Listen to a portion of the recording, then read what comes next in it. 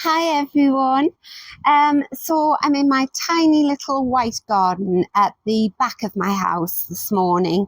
And I was just having a look around and I think I'm quite happy with the plants. There aren't many flowers out at the moment. I'll show you around in a minute. But I was just looking out the back conservatory at this sort of area at the back of the house here. And I think it just looks quite plain. Just needs a little bit of zhuzhing up. So I'll show you around quickly to show anyone who hasn't been in this white garden before just what planting I've got. So it doesn't get much sunshine at all at this time of year. So over there is the sea, so that is east, and this is south this way. So this is a south-facing border, but you can see we're sort of midday, and we've got a huge shadow off the house and a huge shadow off the back of the garage there. And then this border is always in deep, deep shade, and the back border there gets sort of semi-shade. So I've got some new plants that I popped in. I've just got the markers left in there until I can get my handwritten ones done out. That look a bit prettier. So that one is a Scabious Kudo White. This garden's quite new. It's just over 2 years old. These big bushy plants here, these are wallflowers. I grew them from seed. They said they were white. I'm expecting them to flower next spring, but I'm quite alarmed to see yellow buds on them. Does anybody else have this problem? You buy a packet of seeds, grow them, and then they're not the colour you're expecting. I'll be so annoyed if these are yellow, even though yellow wallflowers are beautiful. Still got some of the Oxeye Daisy in flower. That's lovely. That's its second flush, but from the house it just gives a nice pop of colour in that corner. And then this has been beautiful, very late to open up, and this is an Actia. Gorgeous, and again just gives a bit of height and interest. And I'm really liking this border as well with the hydrangea heads. They're just adding a bit of contrast. But then I've got this paving slab which covers over a drain cover. And then I've got this beautiful creme brulee white rose, which, oh dear, I've just noticed it's snapped there. Oh, that's so annoying. It's still alive, but I might train it there. I might pin it to that wire. But yeah, as with all roses, you get these sort of long, leggy stems. So I'm not loving that from the back of the house, and I've been trying to think, what could I put there? Because this is the view that I have from my conservatory. So, right, what I thought I would put over in this corner on top of that paving slab is this. And I just love the colour and I love the shape, but it is an old chimney that rusted. So the top is just completely rusted off. So it's not very steady. I wouldn't light a fire in it any longer, but what I very often do is I put a plant in the top that sort of just trails down. So I've had a trailing geranium and trailing fuchsia. And where I thought I would put this is between that Oxeye Daisy and this phlox here on the right, this one. So I can just stand him there. I can't ever plant anything here because, as I say, there's a storm drain cover there, which we may need to get to at some point. So I thought I'll just put that there.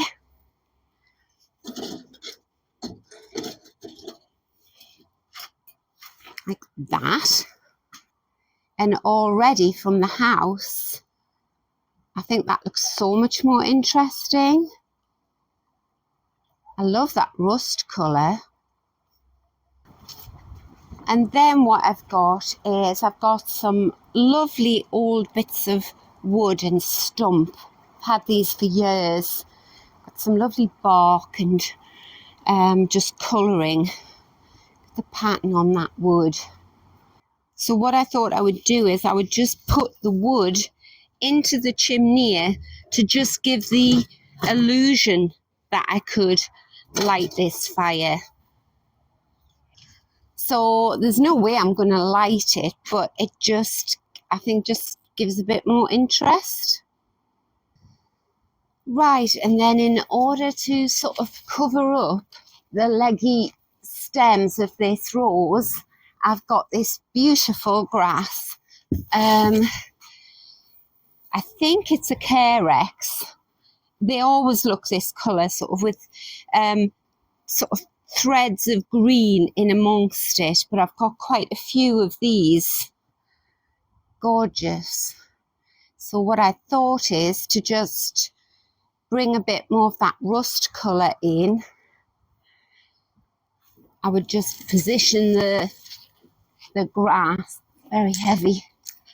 I would just position the grass there. Oh, I think that looks much better. Actually, you know, I think the grass would look better there and the chimney would look better there. What do you think? Because I've got two sort of live plants together and then a gap, haven't I? Right, I'll do that. Swap them over.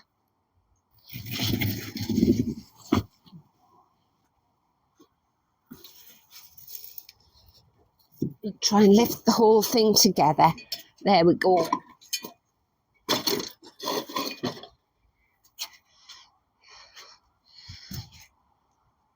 Yeah, and then you're going to see more of the wood. I'll just lie the wood down there in front of it, as though, you know, I'm going to throw another log on the fire.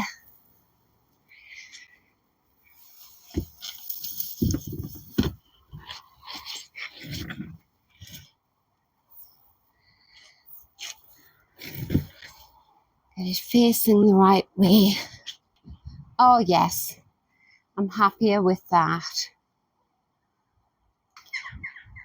The grass is lovely, isn't it? Just gives you that movement.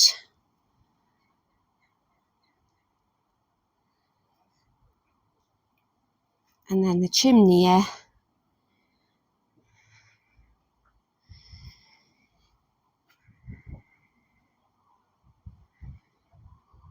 And the wallflowers, I mean, the paving goes right up to here. The wallflowers have just grown over that way, probably trying to grow into the light. But I love the way it's sort of created this little winding path through. Love that. And then just another thing that I could try. We'll see if we like this. What about if I put a chair there, just to give the sort of illusion that I might actually come out one day and sit and have a cup of coffee in this area. I don't even come out and sit in the garden during the summer now, and always find, I intend to, but I always find something else to do. Yeah. And then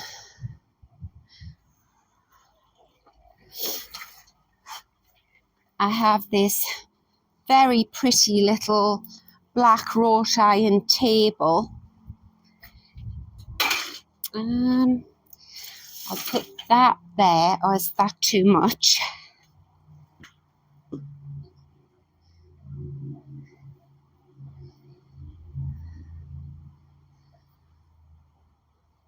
I'll try it. It looks a bit like Land of the Giants. It's sort of that looks quite big until you put that chair in place, and then it's sort of out of proportion, but we'll see. I'll show you what I've bought for the white garden. So my daughter and I took the children to Thorpe Perrow, which is down in Yorkshire. It's an arboretum down there, and they've got a lovely little nursery attached, and I bought this beautiful container of cyclamen. Isn't that gorgeous? Look at all the heads coming up on that. Because as I say, I've lost, well, almost all of the white flowers in this garden now. So I'm just sort of filling in spaces with hard structures like the chimney and the grasses. Right. So I think I need a cushion and a throw and a cup of coffee for there. Right, so I've got a nice cushion and a nice old vintage picnic blanket. Actually, I'll put the picnic blanket on the back and put the cushion like that. Maybe that way. Yeah. Oh, I think that looks so much better, so inviting. And from the conservatory, I can see the cyclamen reflected in the mirror as well. I just want something to, when I look out at this area now and over the winter, it sort of puts a smile on my face, gives me a nice, cozy feel. Because it's windy today, but I think it's about 8 degrees Celsius. It's not too cold. We're quite tough up here in the northeast of England. That is just so beautiful.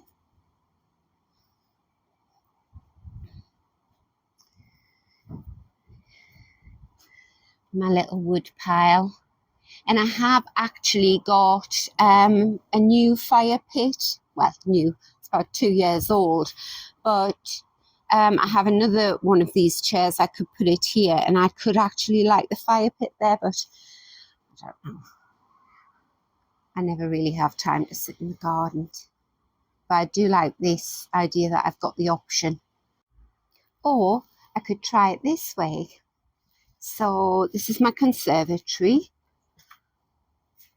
Put the chairs there with the little table and the cyclamen there, and then there's a nice place for 2 cups of coffee there.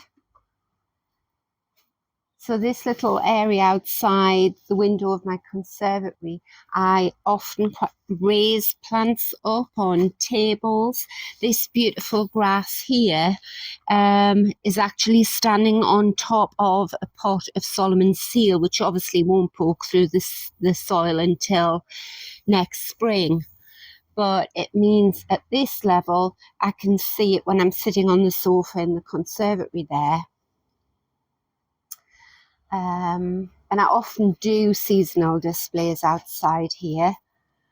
And then I've got my little box that I'm caring for there. Very slow growing. I'm going to practice some topiary on them, I think. So yeah, I think that looks nice. And then I'll show you what it looks like from inside the conservatory. So this is the view I have now when I'm sitting on the sofa.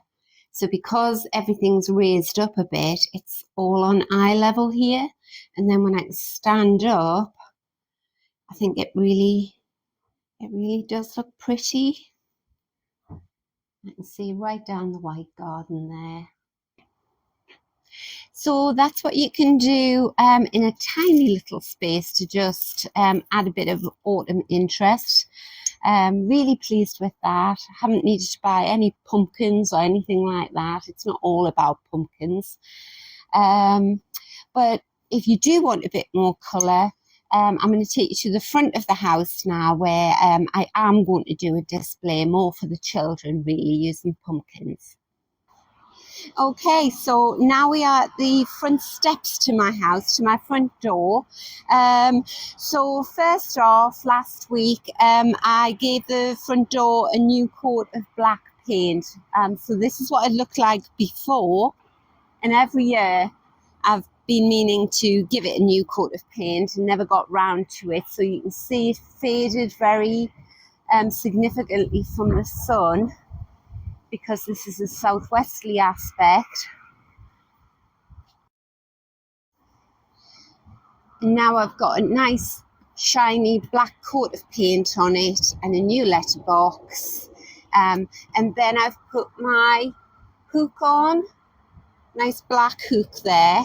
So I'll show you the autumn wreath that I've got. I've had this for about 20 years. It just comes out every autumn. Isn't that lovely?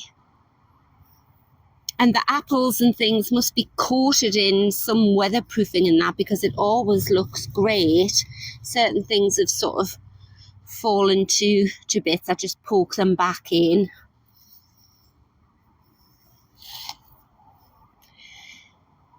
So right, we'll go and hang that on the door. It's got like a little hook at the back there.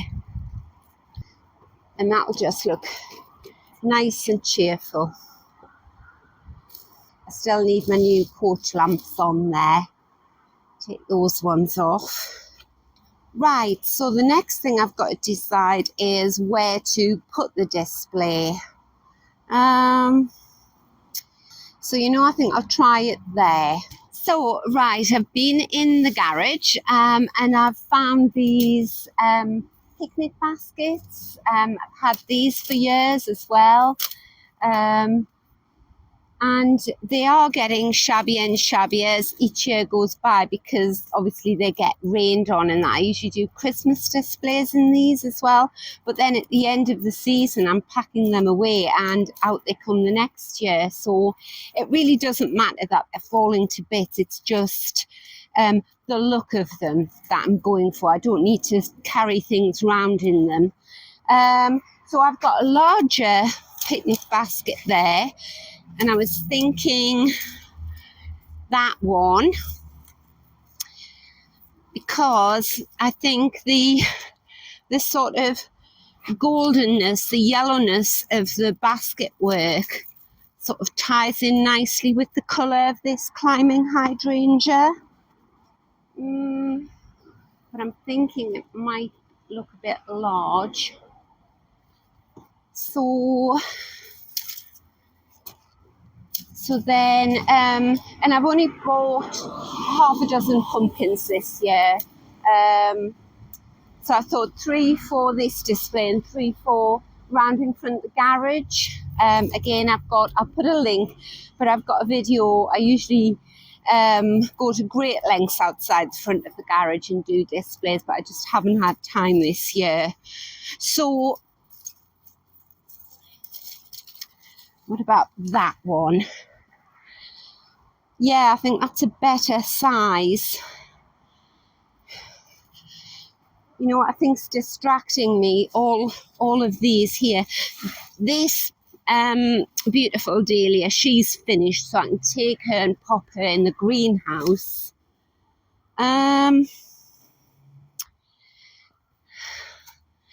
Take the little lavender away.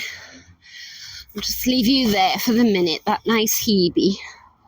Or I've got this basket here. Now, I don't know whether this company works throughout the UK or whether it's just a northeast company, but it's Rington's Tea. It's a very old established company that sells tea, and the uniqueness of it is that the men who sell the tea carry these Rington's baskets round with them, and they bring the produce to your door maybe once a week or once a fortnight. And the basket would be full of the scrummiest biscuits and coffees and teas, and then you would buy from them. And the Rington's men were bringing their produce round in this kind of basket when I was a little girl, and they're still doing it now today. So my sister was a photographer, and she had a huge prop room, and somehow she must have been doing an advert for Rinton's Tea, but she had this basket, so she gave it to me, and I love the fact that it's sort of it's not square. I love it. So what about if I use the Rington's basket there? And I just want it to look like it's sort of like the Rington's man's come, except he's going to have loads of pumpkins this time. And he's just propped his basket there at the base of the steps. I think I'm going to go for that one. Right. Because I always think it's as much about what you display your things in that matters as much as the actual things you're displaying. And that's got a nice sort of mellow tone to it, that basket, hasn't it?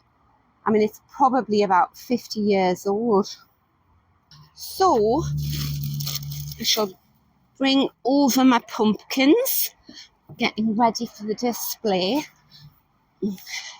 Because the other thing is, because I've only got 3 pumpkins for this display, the basket that they're in can't be too large, otherwise these will just look, they'll sort of be swamped by hay, which is the next thing I use. So I just go to the pet shop. I've had this bag of hay for, well, at least 5 or 6 years. And it's just meadow straw. Now I could fill the whole basket full of hay, but that's rather wasteful. What I don't want is, I don't want the pumpkins to sort of go into the basket like that. I want them standing proud. So I'm going to get a bit creative, and I've just got these containers here, you know, when you buy half a dozen fuchsia, and that one is. Putting that in there in the base. A couple of empty pots like that. And then I've got a couple of empty compost sacks. Put them in next, so that when I put the straw in, it doesn't just all fall through and into the bottom. And then I just fill it with straw. Oh, this is going to look lovely. And the straw, you know, it's going to blow away a lot of it, but that doesn't matter. Some little animal will take it for its winter nest. And the pumpkins as well, you know, they're such good value, because they'll only sort of be out here 2 or 3 weeks. But actually lying them like this on a soft bed of straw, that's how they would be in the farmer's field. So they'll not get bruised, they'll not come to any harm. And then afterwards, when I'm, say, maybe putting the Christmas display up, I will make pumpkin pie or pumpkin soup out of them. Actually, you know, I think it looks nice with just 2 in the basket and 1 there. Oh, look. Yes, I like that look. I never used to decorate the front stoop for years, and then I was in New York once, and I was wandering through, and I saw all these beautiful pumpkin displays on their beautiful brownstone houses.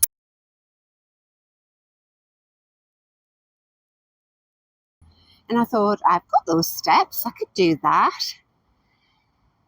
So I found this picture from about 10 years ago, actually, when I used to have the trees here before the storm hit and I lost them.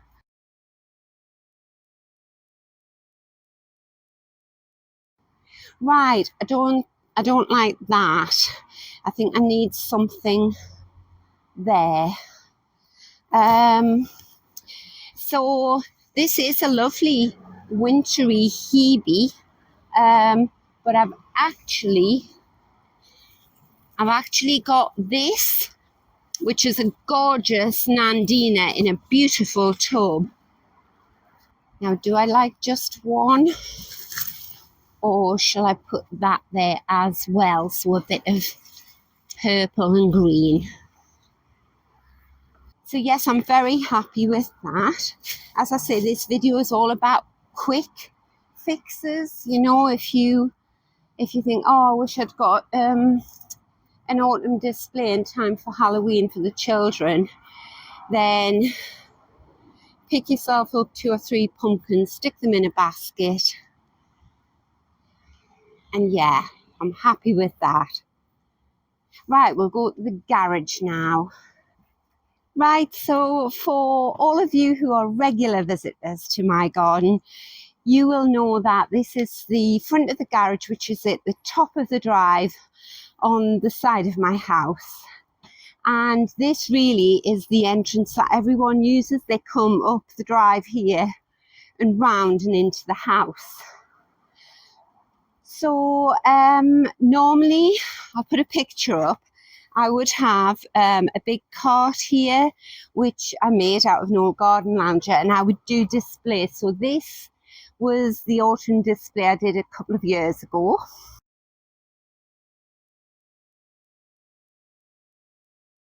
But then I've pared it right back. Having visited Amsterdam, I was inspired by their sort of minimalism. They have fewer but much bigger plants.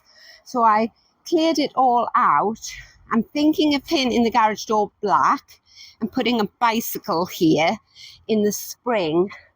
So I've started painting the top of the garage there. That needs another coat. And I'm going to change these lights and have big black coach lights, which I used to have not that long ago, and I changed them a few years ago. Rather, I had them changed a few years ago. So what can we do here quickly to just sort of freshen up this display? Regular viewers will know that I'm overstuffed my borders and my displays are full.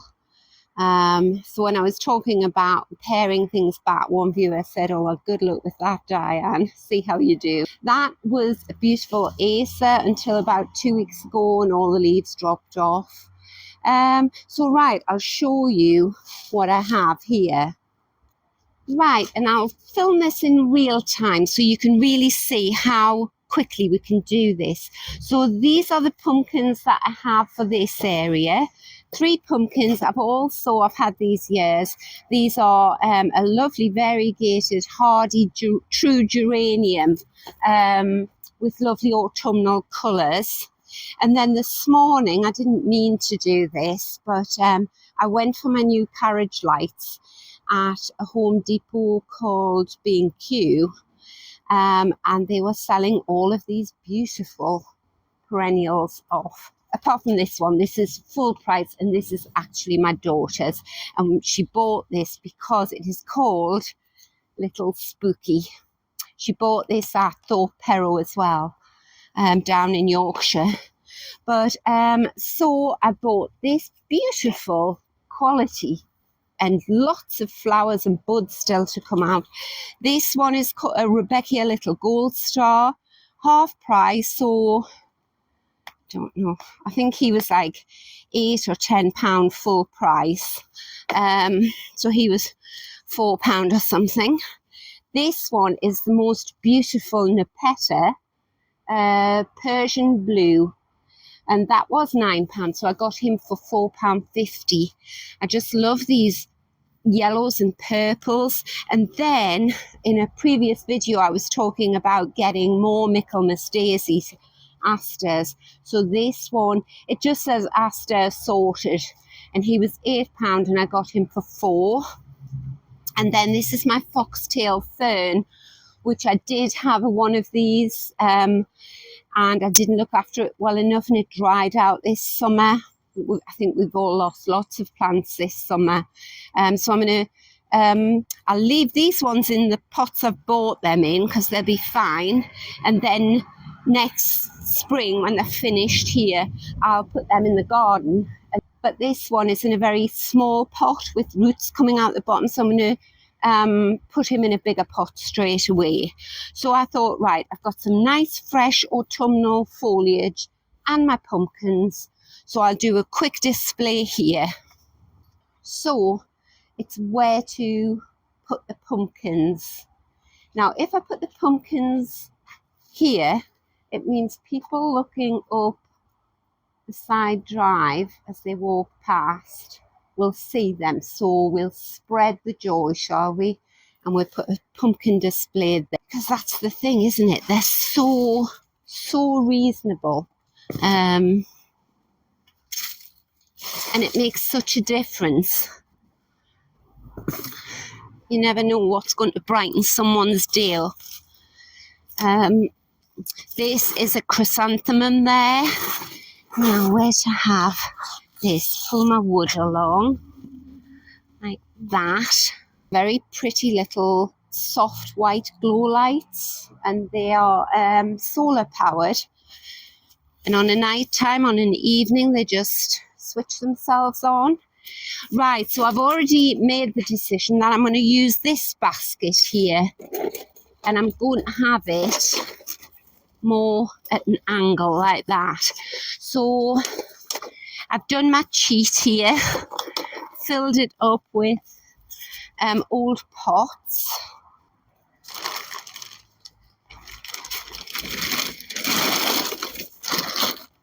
Put that there. Just disturbed a big spider there. He got a bit of a shock.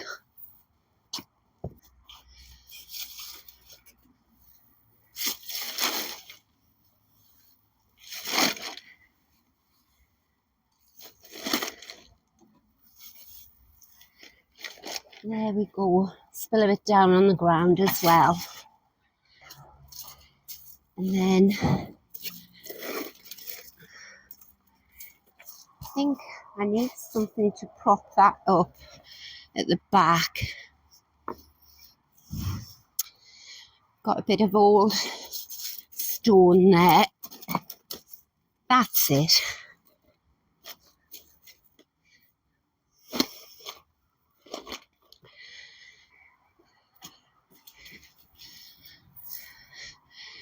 Nice little bed of straw, okay, for that pumpkin there. And then these geraniums can fit really nicely around there. They're in black pots. I like black pots, so your eye doesn't really get drawn to the pot. It's more just the foliage. Right, we'll see what that looks like from the bottom of the drive.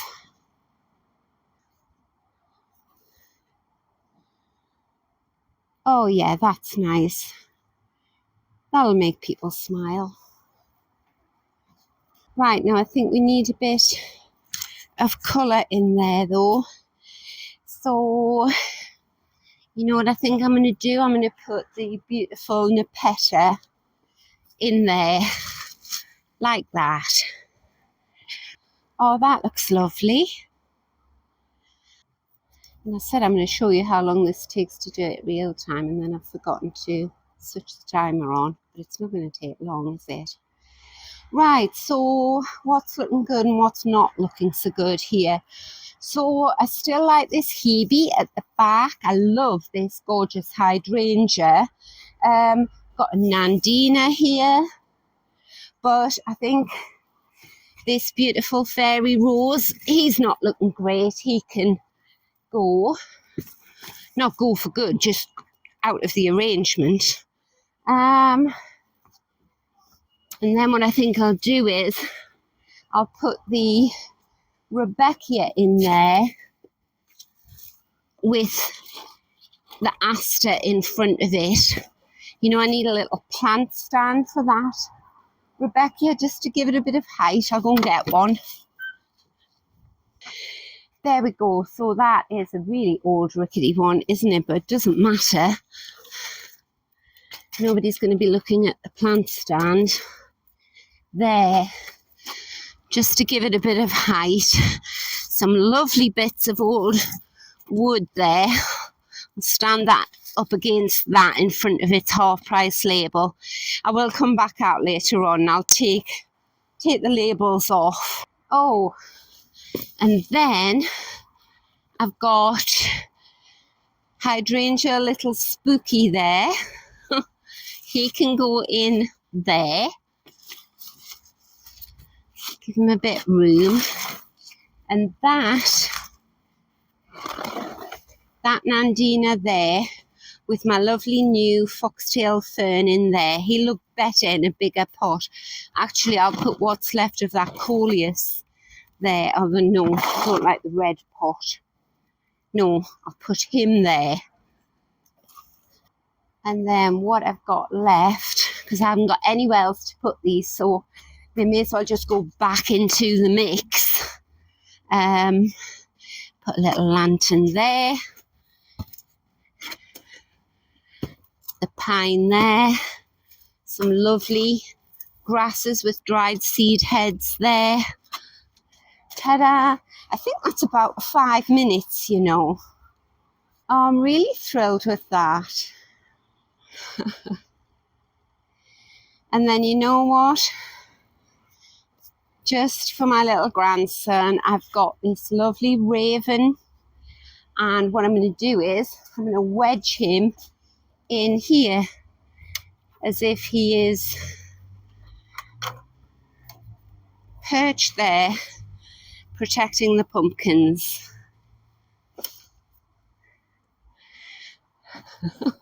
He's going to love that. Oh yes, I like that. So there we go. Thank you so much for visiting the garden. I've loved sharing my garden with you. And if you've got the odd 5-10 minutes and you've been meaning to do a display but you think, oh, it's too late now, then you know, just buy yourself even one pumpkin or no pumpkin, and just use the flowers and bits of wood and anything really that you've got lying around the garden that you love and brings you joy, even if it's just, you know, the odd lantern. So I hope it's given you some ideas, and if not, if you haven't got time to do a display or you don't want to, then I just hope it's given you some pleasure watching me do my displays. So until next time, again, thanks for watching and I'll see you later. Bye.